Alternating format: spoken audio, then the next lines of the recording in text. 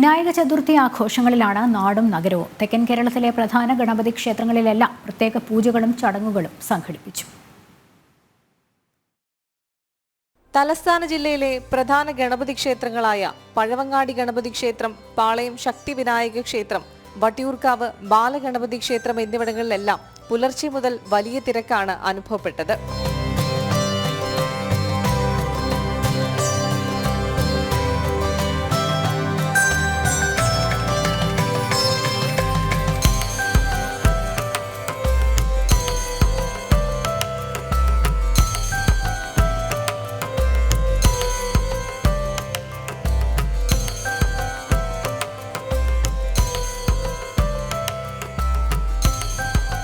പഴവങ്ങാടി ഗണപതി ക്ഷേത്രത്തിൽ ഉത്സവത്തിന് കൊടിയേറി പ്രത്യേക പൂജകൾക്ക് പുറമെ അഷ്ടദ്രവ്യ ഗണപതി ഹോമം, നിവേദ്യ സമർപ്പണം തുടങ്ങിയ ചടങ്ങുകളും ഉണ്ടായിരുന്നു.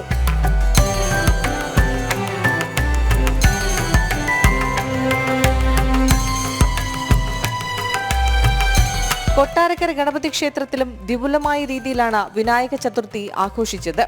രാവിലെ 1008 നാളികേരം കൊണ്ടുള്ള അഷ്ടദ്രവ്യ മഹാഗണപതി ഹോമത്തോടുകൂടിയാണ് ചടങ്ങുകൾ ആരംഭിച്ചത്. ആഘോഷങ്ങളുടെ ഭാഗമായി ആനയൂട്ടും എഴുന്നള്ളിപ്പും നടന്നു.